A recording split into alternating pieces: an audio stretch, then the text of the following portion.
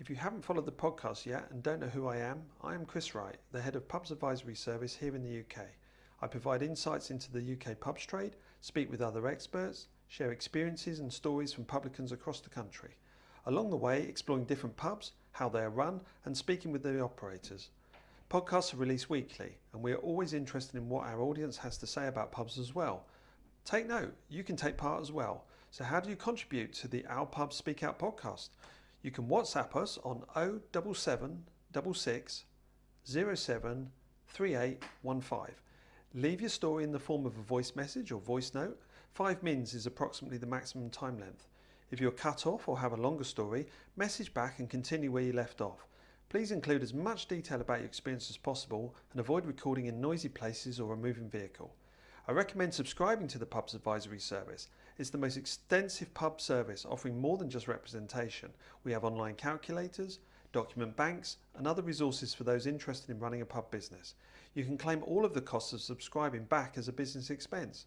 Some of the WhatsApp content will make it into special episodes of my podcast, exclusive only to subscribers of Pubs Advisory Service. A paid-for subscription gives you early access to episodes, plus online Q&As where I answer listeners' questions about the industry.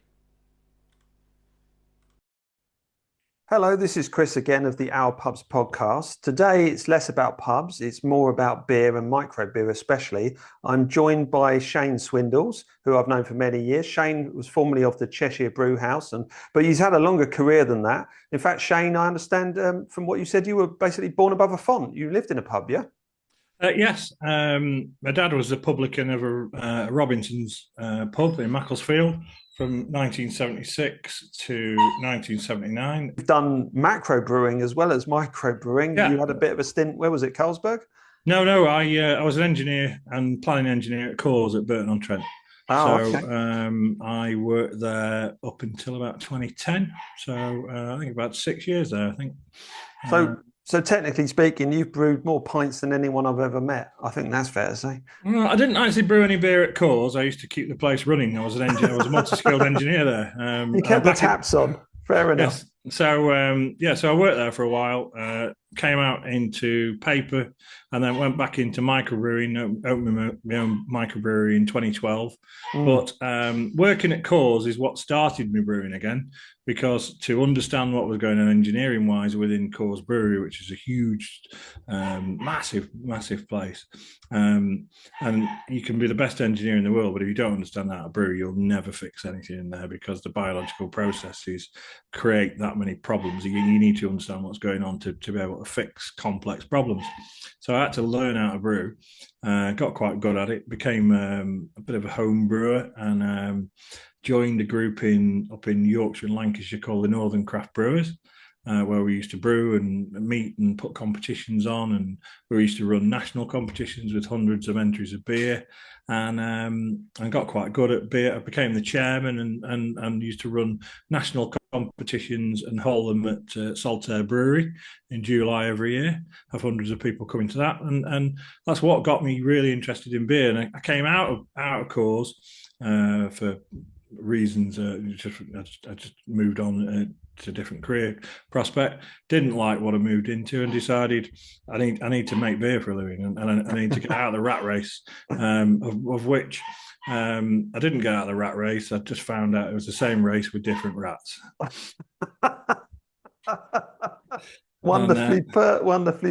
So let's have a little bit of a history lesson here, going back through we won't go right back through the ages, but there was obviously a landscape for British pubs. I mean, mainly you and me, our love of beer and our concern for pubs. We're talking about the on-trade. I mean, sure, you did off-sales. You've been involved in bottling and canning and all sorts of things. Yeah. But for the purposes of our discussion, we're really talking about large pack beer that's delivered to pubs or clubs, bars, etc.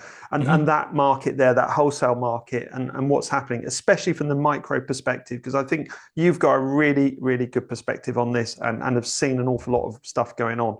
And you've been quite a font of knowledge. I mean, I've often heard people say, oh, I've chatted to Shane, I've talked to Shane. So people have gravitated towards you, definitely on that micro side, which is why you're so well informed about these things. So I wanted to grab a bit of that perspective in this podcast, and it may be that we may not have enough time today, may have to do another one, but let's kick it off a bit. So let's go back to the sort of the 80s, the 90s, the pre-millennium era. My memory of it, a hell of a lot of lager, a lot of vertical drinking, kegging everywhere. Cask has been in decline somewhat, even though Camera have been bucking the trend, and their campaign is perhaps gaining some traction, gaining some fans. But we've got this tank beer as well. A lot of tank beer. A lot of tank beer. Tank beer, yes. There was a lot of that. I had a short stint in Sheffield in 1992, I think it was, where I worked in a place called Henry's Cafe Bar right in the centre. And I was the bar manager for a while, and all we served was Stella and another lager, which I can't remember.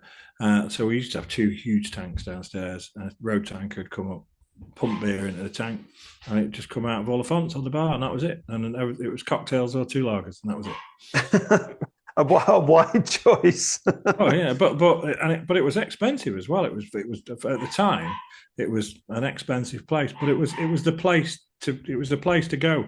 We used to have the likes of Vinnie Jones, Errol Graham, Marty Kane, all of them used to come in there. It was a place, but that was it was just tank beer, and that's all they were interested in, tank beer, and shaving just shaving down to the last penny to make the maximum amount of profit out of everything. So it was a bit of an education working in a place like that, because you got to see the other side of it, where Whitbread were really interested in just screwing every last penny out of everything. So set against this explosion of vertical drinking, lager, tank beer, how many microbrewers do you think, truly little independents were out there, Shane, in that sort of 80s to 90s period? Not many at all. Not many. I mean, from memory, I think the first real explosion of microbrewers was it was the very early 80s.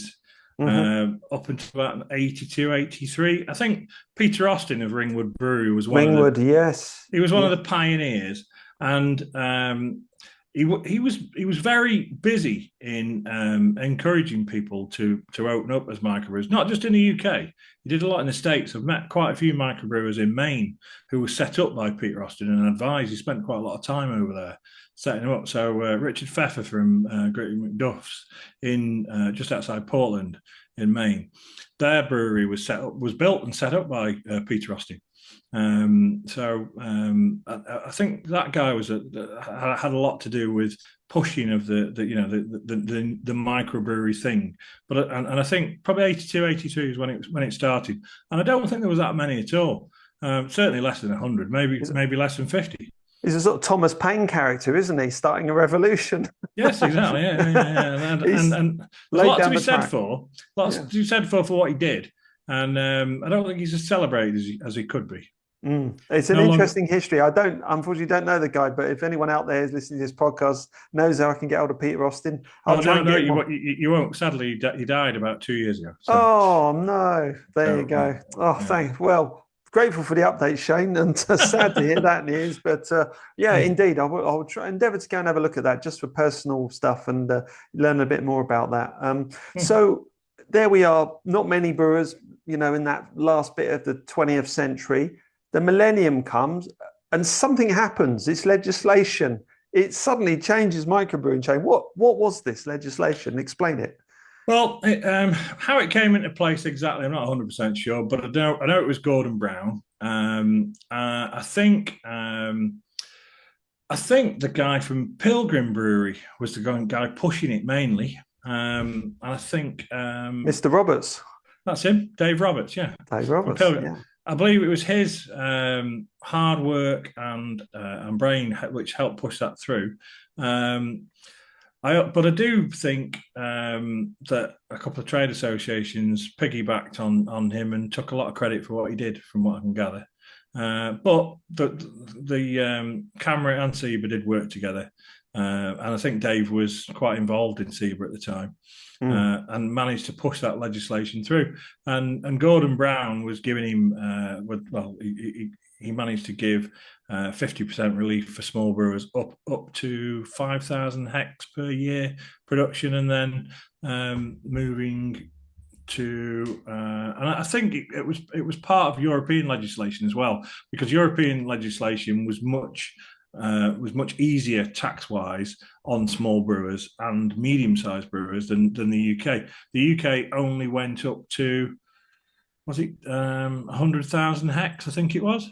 And I think that's something we can dig out, and we can also some clarity. I'm pretty sure Europe was 250,000 hex maximum, but England. Can you just for those listening, what's a hectoliter? What's a hex? So a hectoliter is 100 liters. Yeah, so it's basically 100. So hecto. 250s. Yes. So well, is it? No, it's because duty works in hectoliter percent. Yes. So if you're going to brew, if you brew 400 liters, that'd be 4 hec. 10 hex, 1,000 liters. So it's 100 liters a hectoliter. So 10,000 100,000 hex is it's just easier to describe the numbers. That's all, and you just sit down and do the maths behind it. So, but at the time, I was doing a lot within duty and working duty out for myself when I was running a microbrewery, because I ran a microbrewery from 2012 to 2022. You always work your duty using hex. So it was, if you wanted to work out what the duty on a cask was, it'd be 0.4 of a hec times the percentage of the beer times the statutory duty amount. At the time, the statutory duty amount was £19.08 round there and thereabouts. So it was 0.4 times 4 times 19.08, and that'd give you. Because your 0.4 is your 4% alcohol, yeah. No, the 0.4 is 0.4 of a hectoliter. 40. Sorry, yes, right, got you. 40 litres. So if you want to work out what the size of a brew is, if you're doing a 10-barrel brew, which is about 1,600 litres, or 16 hec, it'd be 16 times 4 times £19.08, and that'd be the duty amount on that batch of beer. So this legislation that comes in, it's small brewers relief. SBR, as everyone knows it. Yeah, that comes in with a restriction, like you say, a cap that you're not going to be able to claim it if you're a big boy or a big brewer, right? Exactly. If you're above 5,000 hectolitres, you cannot get 50% relief. So basically, we'll make it easy. So 100 litres of beer is 1 times 4 times £19.08, and that's like on 100 litres of beer. I mean, it's slightly different now, and I couldn't tell you because. So this relief at its base level enables small brewers to open up, and for the first X amount of pints, get relief from duty on those first block of pints. Yeah. So that gives them extra cash flow, working capital. That's the principle behind it. So definitely. Like I say, if it on 100 litres of beer at 4%, the duty would be £76.32 at that point in time. So the small brewer's relief comes in, and the small brewer that's brewing less than 5,000 hectolitres a year would work out that duty amount at £76.32, and he'd divide that by 2, and his duty on that 100 litres of beer would be £38.16. And that £38.16 relief on the duty was allowing him to compete with macro breweries that have got massive economies of scale, massive buying economies, because they pay less for the utilities. They, strangely enough, they pay less per metre square on their rates. They pay less on everything. Per size. So if you want to compete and you are competing against the macro brewers of the world, because you just are. This free market that we're told exists in the UK is just fiction. There is a free marketplace, but the only place that free market activity happens are in small ghettos and enclaves of the market, and you've got to find your ghetto and enclave to be able to survive. If you want to operate in the larger market, you've got to take the same economies of scale that the global. You've got to go big or go home, right? Exactly. So this legislation ushers in, or at least stimulates, as it was intended to do, a new wave of independent ownership, small brewers opening up. A lot of them, because as you say, because of scale, they're going to be very regional, maybe even only a town, not even willing to go further afield, but just stick within a kind of a very sort of densely geographic. And of course, certain cities, multiple brewers can open up because there's a bigger market. So actually, you can get a dozen open up. As I understand it, they were hyper regional, hyper local, and down to the fact that the majority of them had to sell the beer out of their own pub.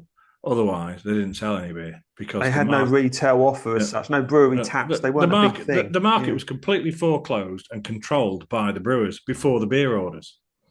It was just, the brewers owned all the pubs, owned all the breweries, sold beer to themselves, and were making massive amounts of money because it was a completely controlled, closed loop business, which it was good, a really good business model if you were a brewer. But, the small brewers league came in, and then they broke up the pubs from the breweries, didn't they? And so the beer orders come in 1989, and the breakdown of ownership means that Allied Domecq and Courage and Whitbread have to dissolve their estates to at least below 2,000, if you like, 1,999 pubs, etc. Of course, Whitbread exit the market completely, literally just disappear and are left with a few harvesters. But they've gone. I mean, they used to have an enormous estate, and it just the thing is with that is that they had a completely unique business model in the whole of Europe, and in any case, didn't they? Because in 1972, when we joined the common market, we managed to have a veto on brewers owning pubs because brewers are not allowed to own pubs in the rest of Europe. So there's a block exemption. That's right, and that's actually going to be another program we're going to discuss. I mean, just focusing on this SBR that arrives. So the SBR legislation, is it still in force today? It is, but it's at a different level. So it's been reformed somewhat, yeah. Yeah, back in 2017, the government announced that they were 2016, 2017. They announced they were going to look at small brewers' duty relief and make it simpler. What they made it simpler for? Well, they didn't make it simpler for the producers. They made it simpler for them to collect more money, I think. And what they ended up doing in 2020, they reduced the amount that small brewers, the hectolitre percentage amount that small producers could produce before they received a 50% relief in duty. So that came down from 5,000 hex production per year to, was it 2,100, I think? Somewhere around that. I seem to remember that figure. Yeah, I haven't got it to hand, but that sounds about right. So, do you know how they came to that figure? Is it equivalent to some number of pints? I don't know. Was it? Kimmy Badenoch was the person running the Treasury review at the time, and she said, as far as I'm aware, that the reason they were reducing from 5,000 hex to 2,100 was because it was equal to the production of 1,000 pints of beer per day, and it was an easy number to communicate to the public. And that was the only reason they used to reduce it from 5,000 to 2,100. But they did give more relief to bigger brewers above 10,000 hex. So they basically... So the middle ground got called out. Yeah, no, what they did, they were robbing from the poor and giving to the rich, really. So it went one way, not the other, because the little guys, it made very little difference. In fact, it's an interesting point. Let's just talk about the shape of the market there. So SBR gets a grip in the noughts. Yeah, introduces hundreds of new entrants to the market. You being one of them, albeit nigh on a decade later, but 2010. Yes. Yep. So of this market of microbrewers, some of them have got scale now. They're not all hyper local. Some of them have become a little bit more regional, and they're willing to distribute and drive around and drop beers off here, there, and everywhere. So was this structure of these brewers tiered in any ways? How did you used to think? And was there like a upper, lower, middle tier? Was it 1, 2, 3? No. It's basically it was a every man for himself market, and you basically you have to be creative, and some people are more creative than others, and it depends how creative they are and what methods they use to sell beer or give beer away, or lots of different things. But the duty relief in itself was a very good thing, but it was when it went wrong was some brewers used that relief as a way of selling more beer. So basically they did reduce prices. Now, whether they did it knowingly or whether they were forced into that market by the globals keeping the price cap down, the amount that they could get in the open market, and the brewers going, well, we need to grow, we need to, because any business needs to grow. You cannot just produce X amount and stay where you are unless you want to be completely like a hobby, a busy hobby. It's not a business then. If you're running a business, it's got to grow.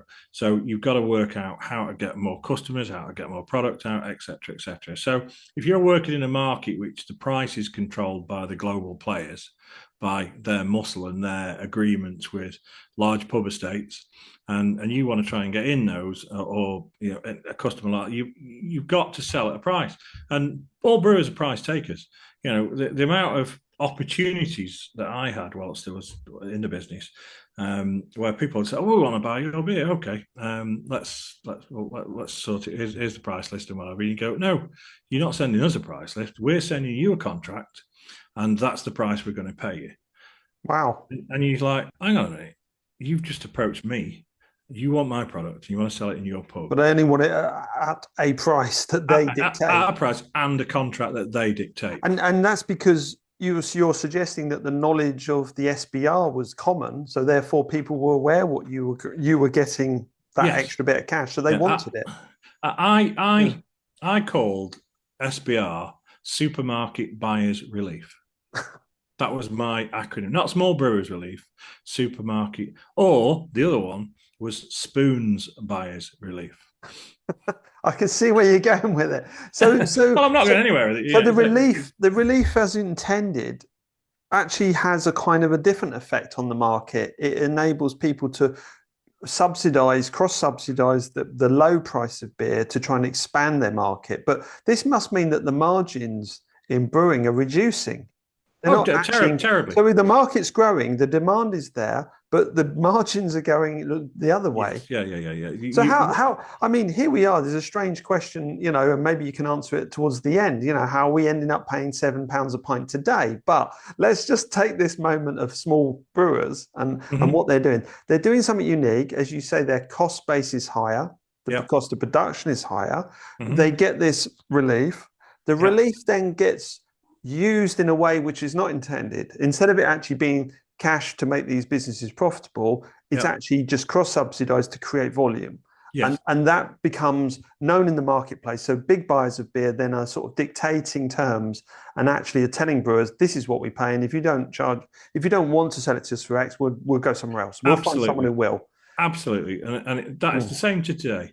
Because those SBR numbers are widely published, and the middle buyer, the one that wants to sell to the customer, knows the large company knows what those numbers are exactly. They go, right, we're buying that off him, and we're having that portion, and you either want your business to stay open, or you want your business or you don't want to, or you've got to take the price. If you want to move forward, you've got to take the price. I spoke to several supermarkets about supplying bottles. They were interested in buying bottles, but they said, right, we're paying £1.15 a bottle, and can you supply that? And you're just like, it's going to cost me £1.18 a bottle to get it made. So no, I can't do it at that. But people do. They'll lose 3p a bottle to get the coverage. They'll look at the exposure, quote unquote, the marketing exposure. And a large pub group approached me and said, we want to buy a beer. Right, okay, that's the price, and we'll deliver it, no problem. No. Here's the contract, etc., where all the blame on everything was on me, and they said we'll pay 30.4 times 72 plus 30.4 plus ABV times ABV plus 72 pounds per brewer's barrel. So a 4% beer, they were willing to pay me £48 something, take it or leave it. Wow.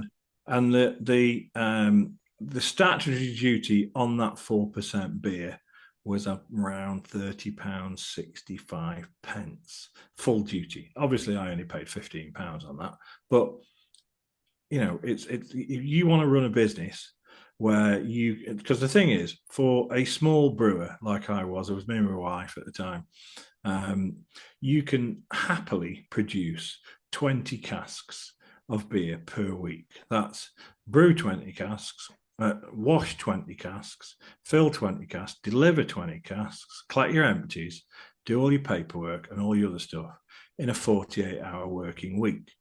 And if you work in a 48-hour working week, you'd like to earn, if you're a business owner, I don't think it's too much to ask, to earn average wage. An average wage at the time was, I think, 26,800 off the top of my head, and as well as it, so that's not too much to ask. Is it 26 grand in today's market? Well, it sounds very reasonable to me. I mean, I think it's 33 and a bit thousand now. I haven't looked at the latest inflation, but this was 2016 when I worked these numbers out, so it wasn't a lot to ask. So I wanted to work 48 hours a week. I wanted 4 weeks a year off on holiday. And I wanted to earn £26,850 a year gross, and then pay tax out of that and what have you. It's not much to ask. And to do that, I mean, you can produce 40 casks, but you're running yourself to death at that price, that level of work.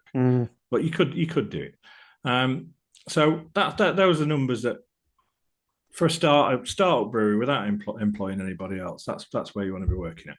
And to make 26,800 with duty, and then using your SBR to put into the bank to reinvest into your business. So I'm not saying take it and stick it in your pocket and go, right, I'm getting fat rich off this, because you want to grow your business. You want another member of staff, 3, 4, 5, 6 members of staff. Yeah, you want to grow. At some point, you want a tap room, or you want to buy a pub to give you a bit, just not to compete with others, just to give yourself, just invest in perhaps a bit of research. Well, that, and also a little bit of security for a rainy day, because you can't guarantee sales, because there's more and more competition coming in, wanting to sell beer in the same marketplace. So your point of sales, your promotion has to change as you get bigger. If you can't rely on the hyper-local, people know you in the street by your first name, you're going into territories where people don't know you, so you have to. It's also about keeping pubs open, because how many pubs have closed between 2016 and 2025? Oh, well, it's in the thousands. Exactly. So as brewers and as people that absolutely love pubs, because if you want to be a small microbrewer in the UK brewing cask beer, you need to love pubs, because if you don't, what are you doing? Why are you in business? So you've got to be in pubs. You want to preserve pubs. You want these wet-led things, not these bloody food-led things. You want food-led pubs are okay for but the mainstay of the UK is wet-led pubs. And if you're behind those, you want to make sure they're staying open. You don't want them turning into Tesco's and Sainsbury's locals and all them other things that they are, or turning into houses. You want to preserve them. So if people aren't prepared to run them, which is, then some brewers need to buy small pub estates, 3, 4, 5 pubs, and then they stop it. They're quite happy at that. They can employ a number of staff, invest a lot in the local area, because if you're running a small business like you tend to use local people and it's good for the local economy. It's good for the UK economy. Well, I think it's fair to say that a microbrewer probably pays on average more into the local economy than any macro brewer will. Yes, for sure. The way you're structured. I just wanted to, there's a few things there to unpack, which are kind of very interesting, especially, surrounding the pressure that you felt with regards to the pricing. This is largely wrapped up in what the trade and people in the trade, especially on the brewing side, call the routes to market. Yes. And the routes to market, you would think would become easier because more players are in, there's more competition, and therefore it's opening up routes to market. But you seem to be describing that it hasn't opened up more routes. What routes were available to you as you got into microbrewing? What did you face? Back when I started in 2012, it wasn't as difficult as it was 10 years later. That's for sure. I mean, at one point, I stopped selling wholesale into pubs. It was pointless trying, because you just couldn't get a price, because you'd walk into your local, and at one point, I was out in a van for 12 to 14 hours in a day, traveling hundreds of miles in a day, probably 250 miles in a day to deliver 24 casks, because that's what you had to do to sell beer. Because everybody, you've got the pubs that say we support local brewers, but a lot of them have got you on the rotation game. Have you heard of? Do you know what that is? No, go on, explain. So the rotation game is where a pub will buy 6 casks of beer off you. It's generally every 5 to 6 weeks, and they'll buy 6 casks off every brewer in the local area. And outside, we serve local food and we support local brewers. But basically, they'll take 6 casks off you, and you'll get paid the next time they want 6 casks off you. So you look at your bank account and some money goes in, and you go, "Oh, hang on, they paid me. Oh, I bet they'll be phoning me this afternoon," and they do. And they want another 6 casks, and you go and drop them off, and 6 weeks later, and you've got to hope that you've got enough of those around to be able to sell the volume. But you never actually sell anything, because you're just replacing what was there, and you get your money. So you end up operating a very large line of credit, Shane. Yes, but you do that with everybody. Go to Tesco's, you're on 120 days. The same as any other food market. I used to work in the food industry, and if you so these are barriers, they're hurdles to you getting your beer out there. But yeah. I mean, of the trade associations that existed, ostensibly set up to support small brewers, were they not able to get routes to market? Well, yes and no. They originally, I believe, were very good. It was used to be SIBA used to be called the Small Brewers Association, and then that was changed at some point, where from small to society, and that happened after a number of small brewers were complaining that are you actually looking after us, and also after SIBA got DDS in. So SIBA originally, from what I gather, tried to get a door open into the pubcos to sell pubcos small brewers beer, and then to use that scheme to highlight to the government what a poor price brewers were getting for their beer into the large tied market, and it actually turned into quite a successful business for them. So from what I can gather, so this was a society that were distributing micro beer, not through their own vans, but managing to plug you into the distribution. So did you still have to deliver it yourself? Yeah, they basically they still do. They use the Amazon model, the marketplace model. So they drop shipping. yeah. But in effect, yeah. So they control the computer ordering system, which you become a member of when you're a member of the society, and then you sign up to be a member of DDS Beerflex, what it is now, and then they provide the marketplace. So they're the conduit between the small brewer and the pubco. Pubco orders the beer through. So the pubco tenant orders the beer through the pubco. Orders get sent through to SIBA. SIBA give the order to the brewer, and the brewer does delivery and the collection, which it's not too bad. The prices that we used to get were okay up until a point when I think it was Enterprise were about to be bought out, and then Enterprise suddenly said, we're not paying that anymore, because Enterprise used to pay quite a decent price. The other ones didn't pay a fantastic price. You could just about, make 20, 30p or something like that. So it was a 20, 30p what, on a pint? not on a cask, you know. It's on a cask. Oh my god! It was a little bit more than that, but you know, it wasn't. You know, you're talking £2 or £3 if you're lucky, and it'd be worth it if you were driving past that place to do another delivery and you could just call in and drop something off. That's fine. Apart from the fact that more than 50% of the time, if you weren't wise and on a regular move, you would lose your cask, and you'd lose your cask for months, because the casks would get hoovered up by the globals, by their wholesalers that were delivering. They'd pick their containers up and yours, and then those containers would get moved all around the country as far away from your region as possible.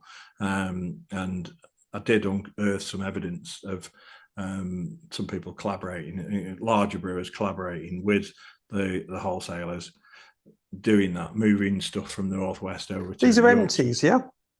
So you're a small brewer. You're either owning these casks or you're renting them, I guess, one or the other.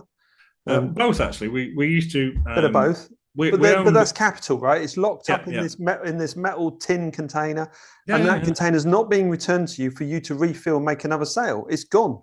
It's disappeared into a distribution system. Sometimes for years. And I did a hell of a lot of work and trying to sort the problem out, because there are thousands and thousands and thousands of casks and kegs as well. Are you a publican navigating the choppy waters in the UK pub industry, or perhaps you're looking to get into the trade for the first time? The PUBS Advisory Service is here to help. We provide essential advice and support, from licensing and legal queries to tenancy agreements and business growth strategies. Want to unlock exclusive insights, in-depth guides, and all our past podcast episodes, including hidden extras? Subscribe to PASS today. Membership gives you unparalleled access to expert advice, ensuring your pub thrives. Visit pubs.expert to learn more and subscribe. Don't miss out. Empower your pub business with PUBS Advisory Service. It's disappeared into a distribution system. Sometimes for years. And I did a hell of a lot of work and trying to sort the problem out, because there are thousands and thousands and thousands of casks and kegs as well. And I said, what are you doing? Oh, I said, look, no, you can't do that. And at the time, I was a director of SIBA. And I said, SIBA won't have that. And he said, well, I said, well, let me just tell you, before you go any further, I'm a director of SIBA and I'm witnessing you doing that. So why are you doing it? Oh, dear. But in that yard, I think it was Loddon Brewery, who are down near Henley that way, are they? Don't know. I think they had 400 casks in that yard. 400 Loddon's casks in the distribution centre. I phoned the guy at Loddon up and said, do you realise you've got this amount of casks in this yard in the Midlands? And he went, no. So I said, well, there's at least 150 casks here. He said, well, we're missing that many. And he did several trips, and I think he said there was 400 casks in the yard. So entering into the route to market that you described through the DDS scheme, what did that stand for? Direct delivery. Direct delivery scheme. Direct delivery. It's got rebranded. It's called something else now. Beerflex, correct? Yeah. So you connect to this scheme to distribute beers in a more sort of regulated way to a wider sort of customer base. Just an extra finger. It's just an extra finger. It's an extra finger, yeah, fine. Yeah. So an extra finger out there.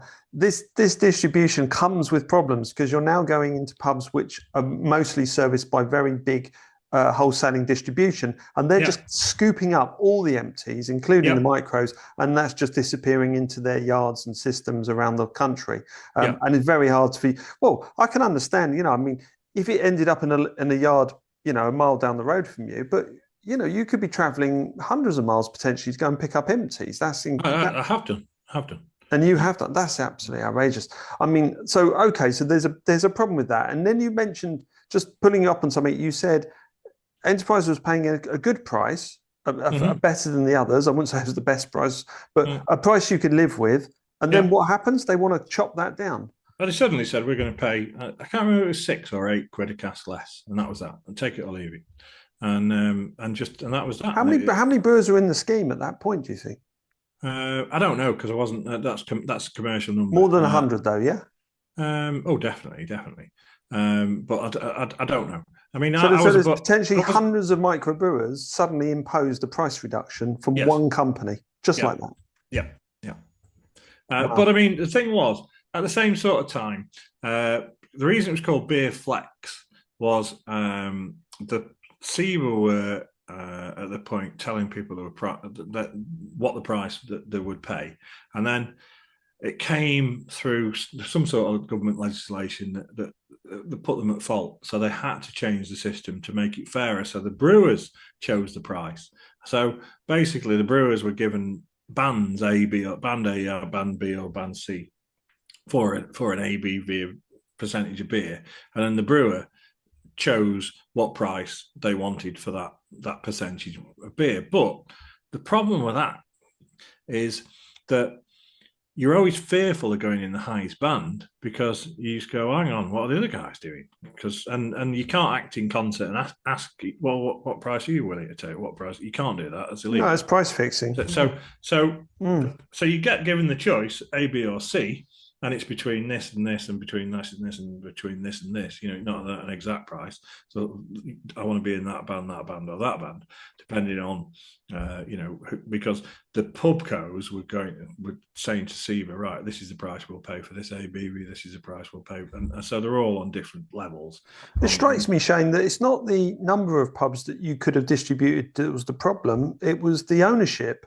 Because if the ownership had been wider, i.e., instead of 1,000 pubs under one company, it was 10 pubs under 100 companies, you would have a better opportunity to negotiate prices because there's more players. So the sheer paucity of big players in the market is actually putting the price pressure backwards onto you, not the other way around. Where correct. Right? Okay, I get the picture now. And like I say, it was a case of you. As far as I'm aware, all the small brewers that were given the choice to choose the price they wanted for the beer, 9 times out of 10, they chose the lowest price because they wanted to continue. They didn't want the supply, they didn't want the sales to stop, because they would. And because we are in a marketplace where the buyer wants the lowest price possible. It doesn't matter who they are, they want the lowest price possible, which is fine.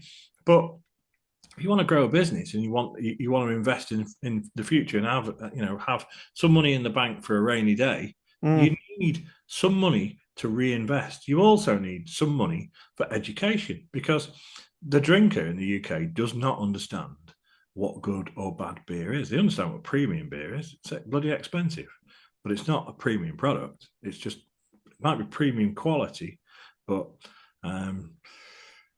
which quality matrix do you operate by? What do you hold it against? Well, it's a fascinating kind of point there to pivot on, I think, about, not all beers are the same. And obviously, there are many different strengths. And there's obviously been an explosion in the low and no bracket. But there's also high gravity brewing and non-high gravity brewing. And that is a key point that most people don't. I'd say 90% of beer drinkers don't even know what high gravity brewing is. Give them the masterclass right now, Shane. Explain. Simple. So the global macro brewers, so the biggest names in the market, all high gravity brew. So they make a beer which is 8.5%, and that beer is fully fermented out and finished at that gravity. So like special brew. So special brew would be that sort of product before it's made into a mainstream on the bar product, which is, so what they do then is they take the high gravity beer, fully condition it out, they'll put it through a blending room, they'll filter it. So they'll take all the hazes and the yeast and most of the flavour and most of the aroma out of it as they're doing it, because it's put through that finer filtering process. And at the same time, they add DAL, which is called de-aerated liquor, or for want of the layman's purposes, they water it down because it's water. And it's water that's had all the oxygen stripped out of it and it's sterile. And that goes into the beer. And the reason they add sterile water is it doesn't oxidize the beer. So it's then blended down to sail gravity. And this is a key point, because one way that the global brewers have managed to hold price and managed to hold control of the market is for 20 plus years, they have been reducing the gravity of their main brand products year on year on year on year by points in ABV. So beers like Caffrey's, which when they hit the market in the late 80s were 5%, are now down at 3.4 or below, are they? And it's the same base beer when they started, brewed at 8%. But instead of adding a small amount of water to bring it to 5%, it's now watered down at 3.4%. So for the same tank size, they can produce more beer because they want to sell you more water. Their message is saving water. They want to save water so they can add it to the beer and sell you more watered down beer. That's all. And, so, like for like, the beers drunk in the 80s and 90s, same brands, they're weaker. That's fair to say. So they're much weaker. And the brewers are doing this, as you say, for what purpose? What was the ultimate? But yes, of course, keep their profits up. But is there another incentive that's working for them? Is there some sort of duty relief they're getting? There is now, because when Small Brews Relief was announced in 2020, I think in 2021 or was it 2022, the new duty bans came in place. So somebody somewhere managed to convince the government that any beer below 3.5% should get the ultra low duty rate. So I think it's it's announced at 3.4. But for example, I think Coors Light, from memory, at 3.5% before those new duty bans came into place, were paying £36 on a 30, somewhere around that sort of region. 30 to 30, it was 30 to 36 grand. I'd have to sit there and work it out. Duty before the new duty ban came in. By lowering that to 3.4, 3.45, under the new band, the duty they paid on that same keg, I think, was £11.25. They were certainly saving £26 per keg, 30-litre keg this is, in duty. So I've had an interesting thought there. If they've managed to reduce the amount of duty they pay by almost 20 quid, that just gives them almost 30 quid. Almost 30 quid. That just gives them more money to price cut, doesn't it? Correct. So this must put them this must put the big brewers in direct competition with the small guys. It does, but they were in direct competition before that, because, so for example, when I worked, it's just more cute, I feel, Yeah, but for example, I can give you some more numbers which are interesting. So when I worked for Coors back in, I left in 2010. So I think 2009. I think these numbers are from memory. Coors turnover was in the UK was 1.3 billion, and the duty they paid on that beer, that 1.3 billion's worth of sales, was 550 million pounds. So almost 50% of their entire turnover was taxed. And out of that, I think 20 million was wages. The marketing spend was 120 million. So if you're spending 120 million in the marketplace to market your product, how is somebody with brewing 20, 30, 40 casks a week going to compete with that? How are they going to do it? Because, well, especially if they've just been gifted a lot more money to actually spend on, like you say, cross-subsidising over the price or the marketing spend. That's an enormous budget. It's 10 million a month. Exactly. But what was Coors' profit, do you think, on 1.3 billion? Well, I'm assuming there was a yield in there. I'm going to hesitate, say 100 million? 20 million in that year, published profit, gross profit, on 1.3 billion turnover. Goodness. So and the thing is, it wasn't just them. At the time, Coors were lobbying government to give beer the same level of duty relief that cider had, because at the time, Heineken and Carlsberg, was it AB? No, AB InBev and Heineken for sure had got their own cider brands, big cider brands. And they were paying very, very little duty on those ciders. And they were using those cider brands to subsidise their beer brands and cut the price they were selling the beer into the marketplace by using the relatively next to nothing duty rates they were paying on cider. So I remember the head of cause coming into meetings saying he was actively lobbying government to get beer the same low level of duty rate as cider. And I think the globals have finally done it by getting a band in it below 3.5%. Because if you remember when years ago, the ultra low duty rate came in, I think that was around 2014, 2015. And they got that ultra low rate in, which was at 2.8%. So all the large brewers, 2.8, yes. Yeah, instead of paying £19.08 on a 2.8% beer, they got it reduced and they only paid £8. And all these EPA extra pale ales and whatever hit the supermarkets at 2.8%, and that was going to be the great thing for them. And the public went, "We're not drinking that. That's just." We're not drinking. It's worse than Skoll, So we're not drinking it. So they failed. So then the globals did everything they could to try and get everybody on board to support an ultra low duty rate of 3.5%. And I can remember Mike Benner, when he joined SIBA, came along, and one of his manifesto things for him leading SIBA was to support the ultra low duty rate increase from 2.8 to 3.5. And I and a number of others got together and said, can you just explain why the Society of Independent Brewers is supporting that? Because if that comes in place at 3.5%, you're going to kill every member in your society. They're going to be gone, because Marsden's and all the others brewing cask beer, I'll just brew everything below 3.5%, pay next to no duty on it, and they'll wipe us all out. And that is happening now. And a lot of small brewers are reducing a lot of their products down to 3.4% and enjoying that same relief. Who can blame them? And the marketplace is buying those beers. So, because people will drink beer at 3.4%.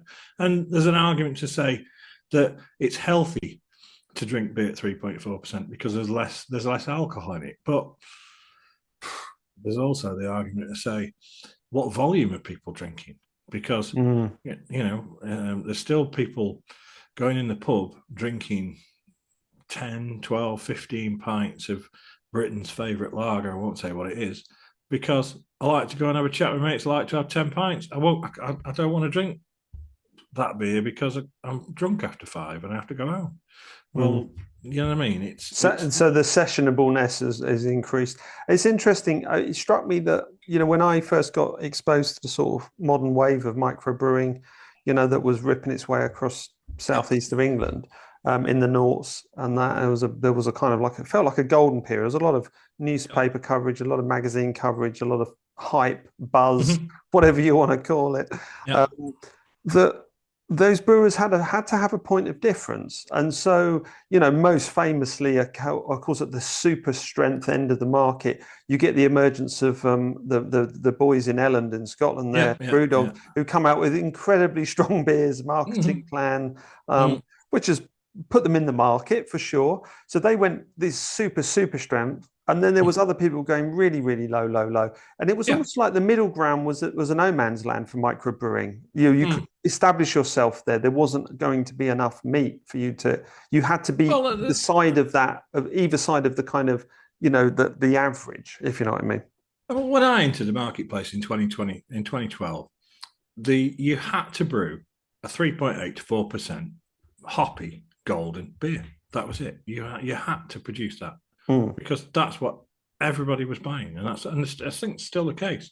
The average ABV of most beers is 4%. That is slightly falling to 3.4%, but you don't get the same flavour at that, and you don't get the point of difference. The point of difference of it's an inferior product. Yeah, I get it. It is, but the thing with the small brewers, you should have a point of difference. You should have a quality difference, and you are small batch brewing. You're not high gravity brewing. You are brewing to ABV. There's a lot more skill in that than there is in blending down using high precision. Yeah, the liquoring back from the super strength. Exactly. Yeah, got you. So, but here's the thing. You mentioned this point of difference again. The thing is, people don't recognise that there isn't a price to be paid for it, is it? You're actually scooped up into the macro brewing. So the macro brewing price is X. Yeah. You may be brewing things very precisely, really well, but actually the market dictates that you actually just get paid the same. Exactly. The same as the big boys. And I've had a number. So what I do now, I don't brew anymore. I still work with brewers. I work with brewers every day of the week. I'm back in engineering, but I do consultancy work and all sorts of things. I work with brewers all the time. You plug away, Shane. It's absolutely important that you do. I think you're a fantastic engineer. Well, the thing is, I love doing it. But the point I'm trying to make is, I had a guy 6 months ago, got an organic brewery, making a fantastic product, really good ideas, liked his, liked the marketing and all this stuff. But he wanted to grow his organic brewing business. And I said, why are you trying to grow an organic brewing business in this market today? Because let me just tell you, I've got the greatest respect for you, but I think you're absolutely mad, because there's no market for your product, because nobody understands what organic beer actually is and why it's got to be so much more expensive. Because to brew a fully organic beer, you have to buy organic hops. And organic hops probably are far better for your health than standard ones, because they haven't got the growth inhibitors, they haven't got the pesticides, they haven't got the insecticides and everything else on, but they don't grow as abundant. The yields on them are far smaller, and they are more, they get affected by pests and everything else a lot more. So they're probably 4 or 5 times more expensive than standard hops. So apart, and you use an organic grains, same problems again, lower yields, etc., etc., etc. But it's a better product at the end of it. But if you wanted to buy a bottle of organic beer and pay the brewer a realistic price on what it's cost him to make, you wouldn't even look at it. You wouldn't look at it. So you can't afford a point of difference. You can try. I would have loved to have brewed every beer I made with a heritage barley, which I could get my hands on quite easily, but I could never sell it at a price that I could actually make any money. I used to break even on most of the time when I made any beer with that. This is a crying shame, because it means the consumers are suffering, because there is demand for such products. You're absolutely right. There'll definitely be a demand for heritage grain, organic hops, you name it. But as you say, the pressure in the sector and the wholesaling and the distribution and the prices paid just means there is no market. So it's not that consumers don't want it, it's that it can't be put out at that price because there doesn't exist the level playing field to put it. The other thing is, the consumer can never be educated, because you need to educate. People will buy what they're told to drink, because the guy that launched Magnus, and the guy that got me, or the guys that are people, women, whoever, the people that got behind Madry are the type of thing that small brewers need to working for them, to sell the ethos and the real information on what's behind in making small beer. And to be honest with you, a lot of small brewers need that education as well, but that's a different story. But there definitely needs to be education on what small produced beer actually is, and that goes from the farm where all the hops are grown, where the grains are grown, and all this stuff, all the ingredients, all the way through. And there's nobody doing that, because nobody's got any money to provide that service. It's not there. The wine industry is fantastic at doing it. The wine industry is fantastic in selling that beautiful terroir and provenance and everything. It's on the label. It's there. People pick it up. They know where it's from. They know what grape it is. And there's people on TV, left, right, and centre. Oh, try this in Sainsbury's. Try this in Tesco's. And it's flying off the shelves. That's not happening in beer. It's an also on Saturday Kitchen or whatever it is, and where people get a little bit, a bit of a 2 minute on. Oh, we got all these as well. Try those with your steak; they're fantastic. But there's no real education. There's nothing out there, and that needs to happen. And if that was in place, small brewers would be better off. Pubs would be better off. Independent retailers would be better off, and consumers would be better off because they'd be more informed and may be able to make wider choices. I mean, the interesting thing about choices, we've all experienced it now. You go into any sort of mainline supermarket, with the big six. And there's like a whole section, Shane, carved up into, what looks like independent beer. No, it's crafty. It's crafty beer. Yeah. How much of that would you say is actually independent? Looking at it. The last time you glanced at a few racks of, brightly labelled cans of... Less and less. Less and less. So that's the badges, the brands, the recipes, they've been bought by bigger organisations. Seem to be, yeah. So the impression is that there's wide consumer choice, but that choice is actually predicated by the fact the ownership model has meant it's actually owned by a smaller and smaller group of people. Well, there's more and more consolidation all the time. You hear of one group buying a brewery and then closing it down and moving it to another one of its sites. What's it brought? 5, 6 in the last 12, 18 months? And a lot of those brands are the ones that are in Tesco's. There are still some independent ones in there, don't get me wrong. But less and less, as you say. Less and less. So there is this kind of, wool perhaps being pulled over the eyes that says, hey, look, we've got racks and racks and racks of independent beer here. In fact, it's cosplaying as independent beer. Yeah. It's not actually all independent. Some of it is, but you've really, really got to know, and that's the education point. Well, the other thing is there was an explosion of independent bottle shops. I mean, they were selling bottles, and then it suddenly a lot of them turned into can shops because the consumer wanted more and more cans. Yeah, growlers was a thing for a while.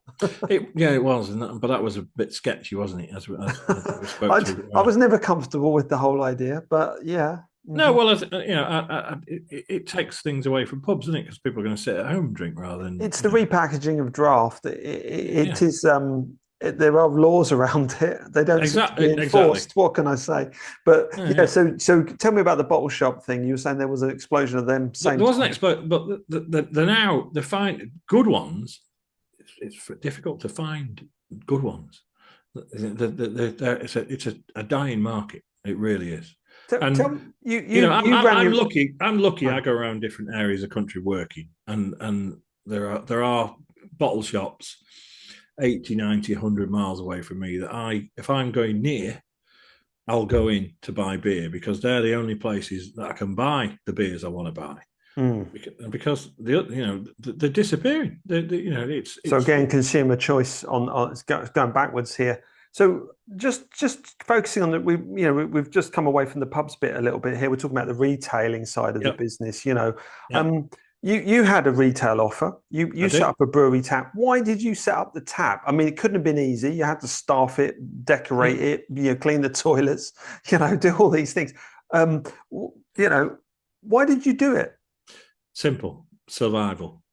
Right. At the end of the day, we couldn't afford to be on the rotation game because the marketplace where we are, you've got Manchester. We were not considered trendy enough to be widespread in Manchester because we were in rural Cheshire, you know what I mean? We were hillbillies down there. And to be honest with you, there's that many people trying to sell beer in it. It's just, it's a bloodbath trying to sell beer in there. So we used to do a little bit, but not a great deal. Cheshire itself is mainly food-led pubs, the gastro pubs, left, right, and centre. And they're all, you're either got to be super cheap or prepared to sit on the rotation game. And that's that. And I never wanted to be super, I was never stack it high, make 5p, 10p, 50p on a cask. That's a lot of working capital, isn't it? I mean, that means as we said further back, that means your gross profit, your margins are so small, tiny, absolutely tiny. So you're having to put out hundreds of thousands of pounds of capital, literally just to make pennies. Well, very, very rare actually made any money, And that's even from the micro end of things, which begs belief that when we've had this, obviously shocks to the system, like the price of metal went up, so cans, cardboard packaging got more expensive, electricity went up. It's no wonder brewers have just been cold out. They didn't have the thing is, if you want to grow, so say you can make, say you make 100 casks a week. I know some brewers, some small brewers, 2-3 people are doing 150 casks a week, and they might have 5 employees to do that. maybe a few more in sales, and maybe two or three in sales. In the actual brewery themselves, there'll be 3, maybe 4 people turning out 150 casks a week, and you've got to be selling at very low margins. You basically got to be relying on your SBR as an operating, which is really precarious. Let's face it, because it's just temporary legislation. It could be repealed. It could be removed. Correct. So, I mean, that's why I always try to push for something called statutory duty pricing calculation invoicing. And basically, I wanted the industry to remove the impression that small brewers relief was the buyers, not the brewers, because the brewer needs to retain that amount of money and also add value to the actual product that they sell, which is beer. So if the duty on a cask of beer is 30 quid and they're selling it for 60 quid, the average price now is probably about 85, 90. But at the time, for me to make 26,500, work 48 hours a week and have 4 weeks holiday a year, I needed to sell a 4% beer for £92.50 plus VAT. Otherwise, I couldn't make my 26,000. It was just existing as a turnover business. Exactly. And that's what most brewers are doing now. And a lot of them are losing money hand over fist because it's very, very difficult, even today, to make money. And it's always been the same since. So for the exits for people who are building these businesses, it seems to me only to be mergers and acquisition. That seems to be the only way to make any money. You start a brand or you start your brewery. You're selling beer literally at cost or at loss. You subsidise that with your own labour or other people's for a while, and then you're hoping to just sell your brand and move on because. I think what a lot of people were trying to do, and which is why you've seen a lot fail in the past few years, is the dream was to build a business big enough for a global to buy, such as Beavertown. That's probably a bad example because that was well funded as far as aware from the start, and but that's all owned by Heineken now, isn't it? So that's a crafty brand. It's no longer a craft beer brand. But the dream was to be like that and to be like Brewdog, because Brewdog's owned by a bloody global now, isn't it? It's not an independent craft brewer. It's owned by the same people that own PUBS Blue Ribbon, is it? The venture capital that's involved behind them. Yes. No, I mean, it's shocking that so many players, Shane, can end up in that situation, because if this was a level playing field and a fair market, how is it that hundreds and hundreds and hundreds of small brewers all end up in the same bucket? It's almost like there's a lid there that can't be lifted. And everybody's on a hamster wheel, aren't they? I mean, and I'm sure pubs are the same, where if you haven't got customers coming through the door and you're not growing your customer base every day, you're relying on X amount of sales if your overhead's going up, and you've got to squeeze some way, so you've got to try and get it cheaper. And at the end of the day, the marketplace for everybody is controlled by global companies, or certainly national companies. And it's so difficult to make a coin. And the problem that everybody in this industry and many other industries have got is you haven't got government support. No matter what governments say, they're not interested in what you want. They're interested in what the globals that are asking in certain, choose whichever way you want to. This raises a really stark, a stark position. What it's leading to is that the brewers who make the beer can make no money or very, very small margins, unless you're huge, and then it makes big money. But small, you make. The pubs, the publicans, a lot of them I've spoken in other podcasts, they're not making any money. So who's making the money? Because it's £7 a pint today, Shane. It's £7 a pint. So where's that going? So the publican who's serving it to you is making a pittance on it, and the brewer who brewed it is making a pittance on it. So where's that middle bit gone? Where has it actually gone? Well, if you're running a tied pub, then the model runs exactly the same as chocolate production, doesn't it? So the farmers are growing cocoa pods. The 3 companies sat in the middle are buying cocoa pods and then selling that to the retailers. and they're the ones that make the money. And the retailer pays the price that has to be paid, and the ones in the middle have got that much power. They can control the legislation and everything else. So, well, it strikes me that, you know, the kind of, if you're looking after somebody's brand, there should be money and capital available for the publican to make a living, to promote that brand and put it out in a perfect condition and look after it and make sure it's available. But there is no incentive to do that, really, because there's no money. Because you can't make any money. And the other thing is, general quality isn't as good now as it was before the beer orders. Because, I know from when Bass were still in business, and it was Bass, and they had the Bass tied estates. The quality of that Bass and the quality of Marsden's and all the other beers that were around it, you go in a pub and you ask for a pint of whatever, it tasted the same every time you went. The quality was there. The publicans were trained. They were all trained properly on how to look after a cellar, how to keep it clean, how to pour a pint, how to have the right glassware. The right glassware was there. The bar towels that were on the tops of the bar were the same. The point of sale was highly controlled market. There was a lot of people employed to ensure that product was served exactly the same everywhere. That's not the case anymore. You go into a Tide pub and you could be, and you know, a macro brand cask beer, keg beer, no matter what it was, it could be absolutely rank. Go around half the pubs in London, beer's bloody awful. And some pubs are fantastic, but a lot of them, and it's not just London, it's all all over the UK. If you're selling global brands, the quality of that beer can be ropey at best. It can be full of diacetyl. The lines may not have been cleaned properly, etc., etc., etc. Because when the brewers were controlling those pubs, they were having inspectors going in them as well. And if that beer wasn't right, you got fined. The estate management was higher. Yeah. There's no estate management now, none of it. So beer quality is a lot lower across. Well, it strikes me that if you reduce the opportunity for the retailer to maintain or keep some more of that profit, they're going to cut corners, and those corners are going to start falling off everywhere eventually, because they have to, because there isn't actually anything left to give.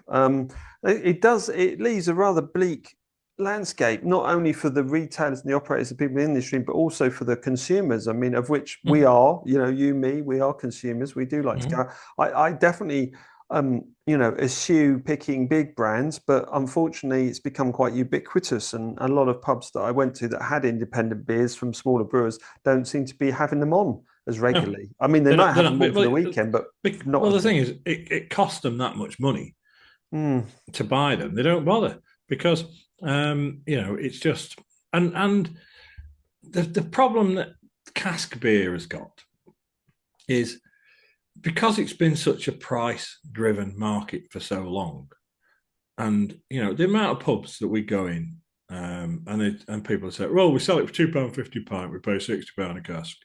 Doesn't matter what the ABV is. That's what we pay. Take it, leave it." And you say, "Well, I'm not going to sell into this market." Whereas somebody who is just, we're selling as many as we can this week, and we aren't bothered about quality at all. But it's a business, and they're not really brewers. They're just taking an opportunity in a trendy market. They'll sell any old crap at that price. And if the publican is, well, they'll drink any old crap as long as it's £2.50, doesn't matter, or £3.50, whatever it is today. And they're buying those cheaper beers in. The quality of those beers can be pretty ropey. And if this is happening in all the towns in the UK, it doesn't take long for people, the average guy that used to drink cask in the 80s is trying stuff now that there's not a steady beer on a bar that they know and trust. They'll go, there's no opportunity to build that trust. No, because you're being rotated. Exactly. You cannot. You can't build it because the market doesn't work like that, because everybody wants an interesting new beer each time. Yeah, they do, but they also want a tried and trusted local product on the bar, that if that new stuff is a bit, we're not sure about that, we want to drink that one because we know it's solid.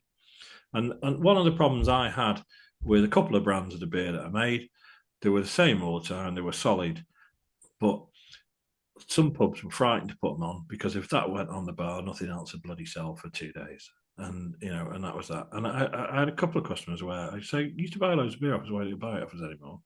And they said, well, you cost us a load of money when we put yours on. So, well, why? So we'll put yours on, and that's all they'll drink. I won't touch this. And we end up tipping. They say, well, your costing us a fortune. And he's like, okay, then. Oh, the irony. Bye.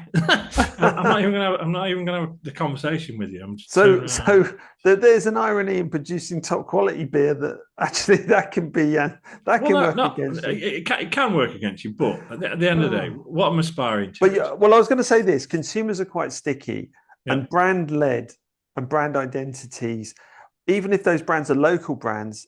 Hence why we had a wonderful regional beer structure in Britain. It was one of the joys of driving from one county to another, and not even leaving the same county sometimes, that you would bump into another regional, and you would have this variety, and you would have then these regional brewers, as I thought of them, were kind of full range brewers. They would have a standard, a best, an extra special, and they would have some seasonals. They would have 4 kind of beers knocking around in rotation on their own pumps. But it was trust, it was sticky, consumers loved it. I still meet people who left Sussex who hanker after Harvey's and stuff like that. It's very understandable. But as you say, it takes time and money to build that, and there just doesn't seem to have been that opportunity. So despite this explosion in microbrewers in the last 20 years, and really skillful brewers in there, some incredible beers that you and me have drunk along the way. I've drunk some of yours; they were absolutely fantastic, top draw. Is that there was just no opportunity for you to get sticky and remain? It's like because there was no margin anywhere. So, like I say, it was selling cask into pubs was very, very difficult to make any money on, and very labour intensive. A lot of time distributing the stuff, very heavy, etc., etc. So we looked at bottles. So we produced bottles. Right, let's sell bottles in the bottle shops. And that was it wasn't worth bothering, because if people want to buy 1 case of bottles and we want to pay £15 a case for 12 bottles, plus VAT, and then they'll sell it at double that, 34 or whatever, they want to double the money in it. And if it's not viable to drive 1 case of beer 15, 20 miles away. No. You need the distribution to work for you. Yeah, exactly. But you can't get into that distribution. And I say that. I do remember a bit of a period where there was an awful lot of talk about distros working independently within the sector and promising to ship beer around. How does that market do you see? Has that worked at all? Has it been dysfunctional? Has it set another price? Same problem again. A wholesaler, a large wholesaler, is another competitor, because if you're selling a pallet load of beer to a wholesaler in another area, he is trying to sell that in the same marketplace that the brewers in that area are, and those brewers are selling to wholesalers in your market, and he's trying to compete against you in the pubs that you're selling into. So it's counterproductive, really, because. But surely, isn't that great? I'm just using a bit of logic here. That has that market not grown because you can't sell and distribute locally? The problem is you're forced to go further afield. You are, but there's that little profit for the wholesaler, because he's running a distribution company, which is expensive. Fuel's going up, tax going up, wages going up. He's a price taker, the same as everybody else. So he's got to sell at a certain price, or he's got to offer a massive range, 1 invoice and 1 payment per month to make it easier for the person running the business. So we've got to run around remembering all these different things because we've got everything else to do. It's and there was a number of them. A lot of them have gone completely out of business and taken brewers for thousands and thousands, hundreds of thousands of pounds. Oh, of course, because they were offering credit. And so that system's been same again. So one of the things I tried to do while I was a director of SIBA when I was a director for 4 years was to get them to lobby government and bring the UK alcohol market into the same parallel as the US market. So in the US, the brewers get far better duty relief than we do here, like really, really low levels. But alcohol you cannot sell alcohol with credit. if you want to sell wholesale alcohol, it's payment on order. Otherwise, it doesn't get delivered. So there's no. If that happened, then the marketplace would be far better for everybody. Well, let's just tease out a little bit of this. Let's forget all these structures and the independence, this, that, and the other. Mm-hmm. What role does government have there to straighten this? You're saying maybe they could do something with the payment system. They could do that, so there's no. So alcohol has to be paid up front. Yeah, right. And that would benefit everybody really, because I mean the thing is, if you're selling beer in a pub, you're getting paid there and then. So you've no real need for credit within a retail pub. Mm-hmm. And you grow your business, more money's going to come in. You'll have more in the back, and you just basically your initial investment, and then it grows from there. Well, a brewer, if they need to grow, they need to keep reinvesting in capital. So if you produce 200 casks a month and you need to grow, you might need to go and buy another 200 casks. Well, 200 casks at £70 each, £80 each. It's a considerable amount of money, isn't it? You know what I mean? It's 16, 20 grand. You got to find that. Well, if you're not making any money on anything, where's it coming from? So they tend to borrow. The cost of borrowing has gone up. Exactly. So they tend to borrow, or they tend to crowdfund. And crowdfunding, a lot of people have got their fingers burnt on that, haven't they, over the past? I've heard a few stories, about people sinking cash into that. So is there short term, it doesn't sound like there's an easy solution. There's no easy win for this independent beer sector to thrive and for pubs to be able to connect to them. What do you think is happening long term? Do we need a competition inquiry? What's happened? What do you think? I certainly think we need a competition inquiry. And, I actually think certain globals are very connected to government, maybe to the point where recent reliefs and legislation changes were to the benefit of those companies. You know what I mean? It's so maybe government could reform by becoming a little bit more independent of the entire market, rather than favouring parts of it. Well, you could be forgiven for thinking that based on what the landscape is today. Is there a problem with representation? I mean, the small brewers, you mentioned you was a director of SIBA. How come SIBA isn't there or thereabouts? Is it just they lack the capital, they lack the ideas, or is there just something holding them back? What do you think it is? Well, that's quite simple, really. I mean, in order to run a trade association, you need an income of some sort. You need operating capital or money coming from somewhere. So you either need your members to wholly fund it by paying large subscription fees, or it needs an income of some kind. Now, SIBA have got the DDS scheme, the Beer Flex scheme, which, as we said before, it initially launched to highlight the poor price brewers were being paid for the beers but they then found that it was quite a lucrative business. It was turning over X amount of money per year and gaining X amount of money for the organisation itself, and it allowed the organisation to operate. But it's put too much of a conflict of interest in place for that organisation to fully represent its members correctly and properly. And it's become very, very difficult to get rid of that dummy, because it operates like it can't operate without it, unless it can find another way of funding itself.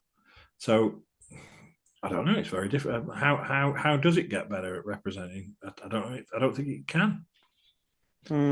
It's obvious that if microbrewers are going to struggle to deliver a beer 20 miles down the road, they're very unlikely to turn up in London. Because they do. I mean, I'm not saying they wouldn't, but the majority will struggle. So the representation needs to be very trustworthy, have a high degree of asymmetry for everybody involved. Yeah. And it seems that an awful lot of the moving parts within this sector, both in the wholesale beer side of things and in the pub side of things, is that there's information asymmetry. Yes. Some of that you could deal with the lack of education. Some of it, I think, you can only deal with regulation. You can't actually expect people to hand over this information. It almost has to be yanked out of their hands. I mean, there needs to be somebody, as in body of organisation, that drives education forwards, and that's for the whole industry. So pubs can serve are more informed and can serve better products, where the farmers that grow the ingredients, because the majority of the things that are being brewed in the UK are using English ingredients. The grain, for one, it's Great British farming, and that needs to come across more, and we're one of the best places in the world for growing barley, and it's high quality. It's the terroir is unique. A lot of the stuff's grown on Icknield series soils, so they're quite low nutrient, but they're great for growing, barleys and whatever. So, and it's not brought across to the public. A lot of the hops that we use are imported, but there's a lot of really good UK hops as well, and there's no money to educate people on that, and there's no education on high gravity brewing and batch brewing and everything else that goes around it, and what actually goes into making a pint, and how many people are actually involved in that thing that you're paying £4 on a bar or whatever it is. As we know, there's been an awful lot of specialized journalism in this sector. We loosely refer to it as beer blogging. No disrespect to anyone that is a beer blogger, but they think of them as a reporter. But in the wider aspect of journalism, education, this being a national thing, small niche sectors of journalism isn't going to cut it. It needs to be, like you say, a much wider program of education that is actually out there. I mean, it seems that if you were counting just column inches and picking up on the word craft beer, you would think the revolution has been won by the small guys. But it's like they've been reporting about the wrong things. Do you know what the definition of craft beer is in the UK? Because there is actually an official definition of it. Go on, tell me. You got me on the spot here. Craft beer, the definition of craft beer is a beer in a 500ml bottle. That's the official definition. And that's so it can be used in the consumer price index.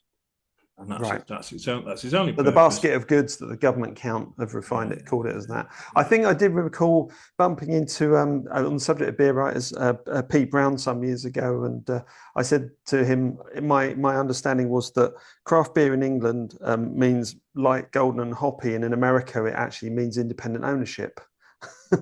Well, there was like a retail version that was the British version, and in America there was an actual commercial imperative or description.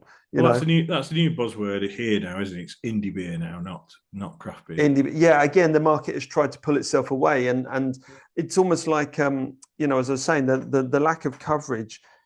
There has been a lot of coverage about microbrewers and stuff like that, and some of the stunts, obviously, that Brewdog pulled and things like that back in the day. But on column inches alone, you'd think the indies are here, they've won, they've got huge market share, they're a threat to the globals. But actually, it's the wrong story. It's not. That's the wrong story. We pull back to education again, don't we? Because the general public want to drink independent beer from a small producer, but they don't know who the independent small producers are because they're not educated on that. So it's the same problem. It's education again. Yeah, I mean, we all understand. Education's great, but the producer needs to earn enough money to fund the education. They're reinvesting in the market you need to make a profit. Profit is sanity, turnover is vanity, profit is sanity. And that's the same in any business. Doesn't matter whether it's beer, it's running a pub, making scones, bread, you name it.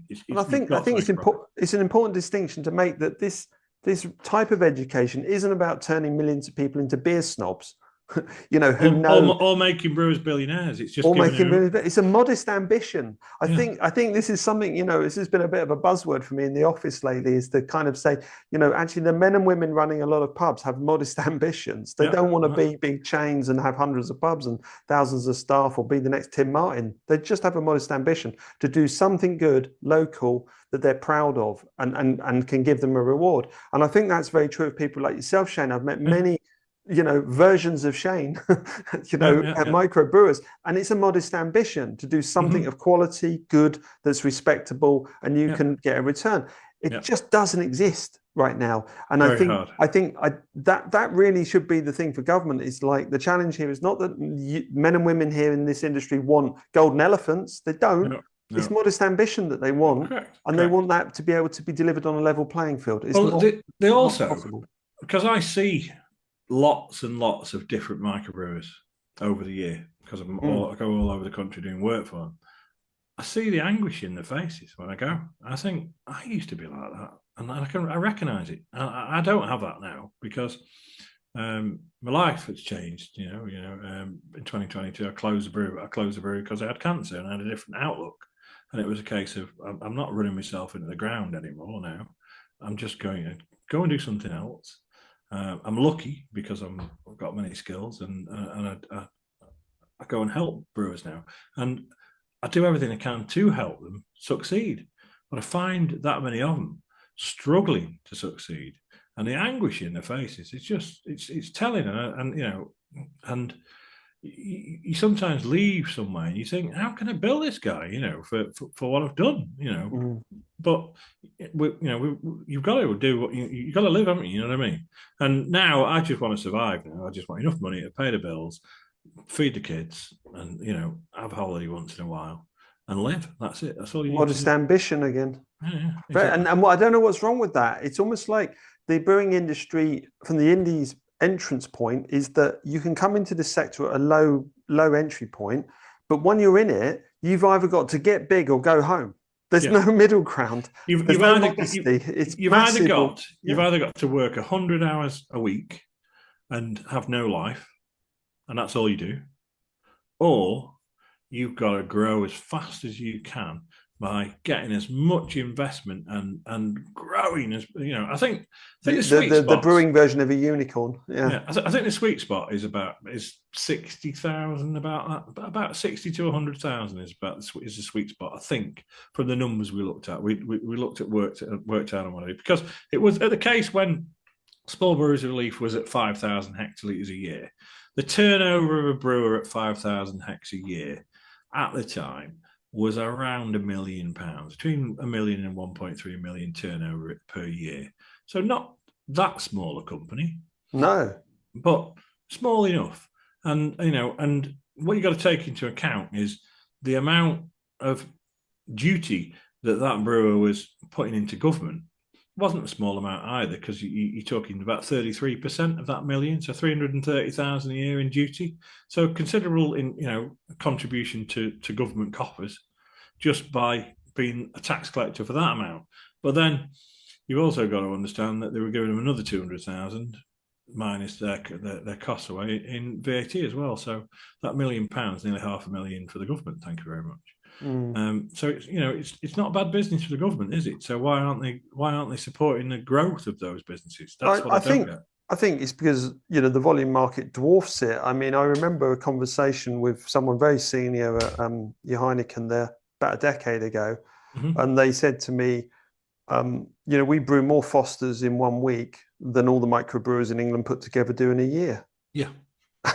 And that's just one of their products. That's just one of their portfolio, and it's not even their own beer. I mean, when I worked at Coors at Burton, we had, I think how many fermenters. It was a good number of them, probably 30, 35 fermenters, something like that, in a farm, a tank farm, and each one of those was 1,200 barrel, I think, of lager. So Carling, and we worked out one night that if you drank so one of those fermenters, 10 days it'd be out the door, gone for sale. Yeah. And we worked out, if you drank 40 pints a night for 50 years, you'd drink it dry. So that was the amount of beer in one of them. So it's a different scale. I'm glad you didn't, because you wouldn't be here today. I wouldn't. No. Oh, Shane, listen, yes. I think it's important we end on a laugh, because Okay. that paints a pretty strange picture in my mind. But I think it's important to have fun at work. Let's be honest. Yeah, Let's exactly. be honest. But I mean, putting aside all the bleakness for the moment, we'll finish on a laugh. I think I'm definitely going to have you come back on. We're going to have some more chats about some things. This has been an education as ever. Good, I love chatting with you. So I'm going to wrap up this recording. Have you got any final thoughts before we go? No, but apart from, you've got to be happy. If you're not happy in your work, you shouldn't be doing it. And and people always used to say to me, if I ever went on holiday or somewhere, they'd say, "What do you do for a living?" I used to say, "I make people happy." And they say, "What do you mean you make people happy?" "I make beer. I make people happy." That's a very good answer. And I think everybody needs to do that. You make people happy. Be good in what you do and look after each other. And everybody needs to work together. And we need more of that in the industry. We need more people connecting, networking together, and working together to put pressure on government to make things easier for everybody. That's what we need to do. Hear, hear. Right. Well, shame I can't be with you to have a beer with you, Shane. But once again, thanks so much for coming on, and look forward to catch up with you some other time. Been a pleasure. Thank you. Hello once again. This is Chris from Pubs Advisory Service. Thanks ever so much for listening to the podcast, and I really hope you enjoyed it. If you want to get in touch with the show, please use WhatsApp. You can contact us on 07766 07 3815. That is 07766 07 3815. You'll also find this number in the links and on our webpage, pubs.expert/podcast. Thanks again.